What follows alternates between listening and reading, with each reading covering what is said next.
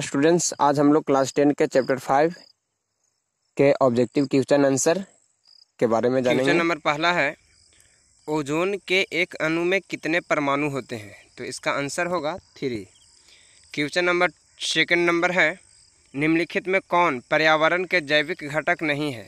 निम्नलिखित में कौन पर्यावरण के जैविक घटक नहीं है? ऑप्शन ए में है पौधा, कि जंतु, कि वायु, कि मनुष्य। तो इसका आंसर होगा वायु, ये जैविक नहीं है।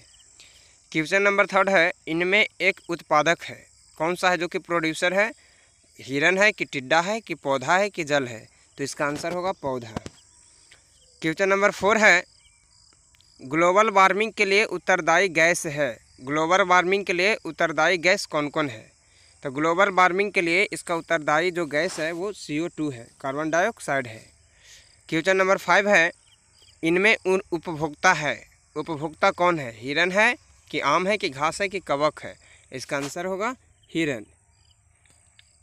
6 नंबर क्वेश्चन है, निम्नलिखित में कौन एक भूमिगत जल का उदाहरण है? भूमिगत जल का उदाहरण कौन है?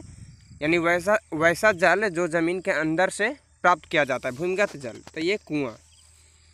7 नंबर क्वेश्चन है, इनमें मरे हुए जीवों को खाने वाला है, का आंसर होगा चील, सियार, कौआ, यानी कि इनमें सभी। सही आहार श्रृंखला है। मैं बता देना चाहता हूं कि आहार श्रृंखला का जो अर्थ होता है, यानी वैसा जीव जो अपने भोजन के लिए एक दूसरे पे निर्भर होना। जैसा कि ऑप्शन नंबर फर्स्ट में है, चिड़िया को सांप खाता है, कि सांप को घास खाता है? ये आहार श्रृंखला सही नहीं है, ये आहार श्रृंखला सही नहीं है। चलिए ऑप्शन नंबर ख को हम लोग देख लेते हैं। मछली को घास खाता है, घास को गाय खाता है, ये भी आहार श्रृंखला सही नहीं है। बकरी को घास खाता है और घास को हिरन, ये भी सही नहीं है। घास को हिरन खाता है, हिरन को शेर, तो ये आहार श्रृंखला सही है, यानी इसका आंसर होगा घ नंबर। क्वेश्चन नंबर 9 है, निम्नलिखित में से कौन एक जलीय आहार श्रृंखला है? जलीय आहार श्रृंखला कौन है? तो जलीय आहार श्रृंखला ख नंबर ऑप्शन है, शैवाल को जलीय कीट खाता, जलीय कीट को मछली। क्वेश्चन नंबर 10 है, निम्नलिखित में कौन आहार श्रृंखला का निर्माण करता है? कौन है जो कि आहार श्रृंखला का निर्माण करता है? तो घास, बकरी और मानव। क्वेश्चन नंबर 11 है, मैदानी पारिस्थितिक तंत्र में तृतीयक उपभोक्ता है।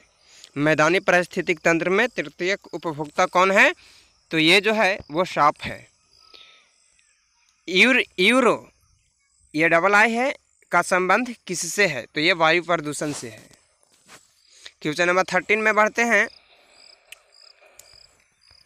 13 है, डेंगू उत्पन्न करने वाले मच्छर किस तरह के जल में रहते हैं? तो डेंगू उत्पन्न करने वाले मच्छर किस तरह के जल में रहते हैं? तो ये आप जानते ही होंगे कि ये गंदा जल में रहते हैं। क्वेश्चन नंबर 14 है, ओजोन परत पाई जाती है। ओजोन परत कौन सा लेयर में पाया जाता है? ऑप्शन है स्ट्रेटोस्फेयर में, कि एक्सोस्फेयर में, कि आयनोस्फेयर में, कि ट्रोपोस्फेयर में? तो इसका आंसर होगा स्ट्रेटोस्फेयर। स्ट्रेटोस्फेयर में ओजोन परत पाई जाती है, इसका हिंदी अर्थ होता है समताप मंडल। क्वेश्चन नंबर 15 है, निम्नलिखित में से किसे आप उपभोक्ता की श्रेणी में रखेंगे? उपभोक्ता की श्रेणी में आप किसे रखेंगे? तो ये जंगली जानवर। क्वेश्चन नंबर 16 है, निम्नलिखित में से कौन एक जैविक प्रक्रम द्वारा अपघटित होने वाला पदार्थ है? कौन है इनमें से कि जैविक प्रक्रम द्वारा अपघटित होता है? ये सूखे घास पत्ते, आंसर होगा सूखे घास पत्ते। हरे पौधे कहलाते हैं। हरे पौधे क्या कहलाते हैं? तो हरे पौधे हैं वो उत्पादक कहलाते हैं। क्वेश्चन नंबर 18 में बढ़ते हैं।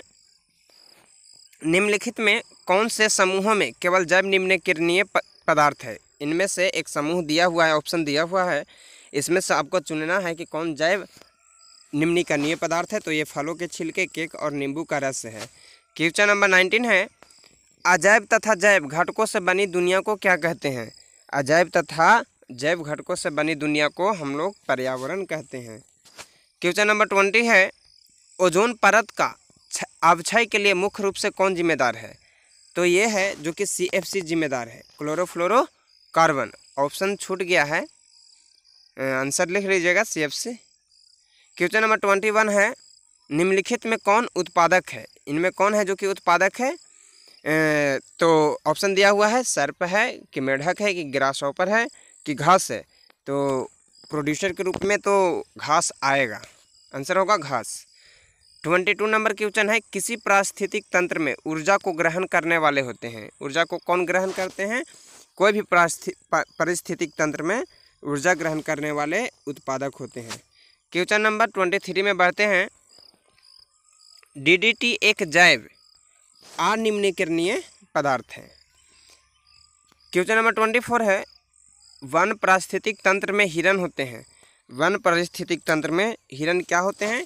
तो वन पारिस्थितिक तंत्र में हिरन है जो कि प्राथमिक उपभोक्ता होते हैं।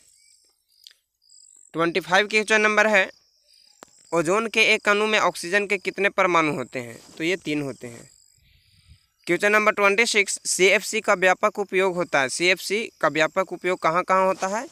एयर कंडीशनर में भी होता है, रेफ्रिजरेटर में भी होता है, जेट इंजन में भी, यानी कि इनमें सभी में। क्वेश्चन नंबर 27 है, अधिकतम ऊर्जा किस स्तर पर रहती है? अधिकतम ऊर्जा आपको किस स्तर पर मिलेगा? तो ये उत्पादक स्तर पे। क्वेश्चन नंबर 28 है, एक वन पारिस्थितिक तंत्र में कितने पोषीय स्तर होते हैं? एक वन पारिस्थितिक तंत्र में कितने पोषीय स्तर होते हैं? तो ये 4 होते हैं। क्वेश्चन नंबर 29 है, आहार श्रृंखला का निर्माण हमेशा शुरू होता है। आहार श्रृंखला का निर्माण हमेशा किससे शुरू होता है? तो इसका आंसर होगा उत्पादक। क्वेश्चन नंबर 30 है, पर्यावरण के अंतर्गत आते हैं। पर्यावरण के अंतर्गत कौन कौन आते हैं? जलमंडल के, स्थल मंडल के, वायुमंडल के, इनमें सभी? तो इनमें सभी। क्वेश्चन नंबर 31 है, कवक एवं जीवाणुओं को किस पारिस्थितिक तंत्र में कहा जाता है? तो ये जो है कवक और जीवाणुओं को अक्सर अपमार्जक कहा जाता है, आंसर होगा अपमार्जक। क्वेश्चन नंबर 32, सूर्य के प्रकाश में उपस्थित पराबैंगनी किरणें मानव के लिए क्या होती है? तो ये हानिकारक होती है, न कि फायदेमंद। क्वेश्चन नंबर 33 है, किसी पारिस्थितिक तंत्र में ऊर्जा का प्रवाह होता है। एक दिशा की, द्विदिशीय की, बहुदिशीय की, इनमें से कोई नहीं। तो किसी भी पारिस्थितिक तंत्र में ऊर्जा का जो प्रवाह होता है वो एक दिशीय होता है। क्वेश्चन नंबर 34 है, मनुष्य एवं तिलचट्टा निम्नलिखित में किस श्रेणी के जंतु है? तो मनुष्य और तिलचट्टा जो हैं वो सर्वाहारी है। That's all, thank you.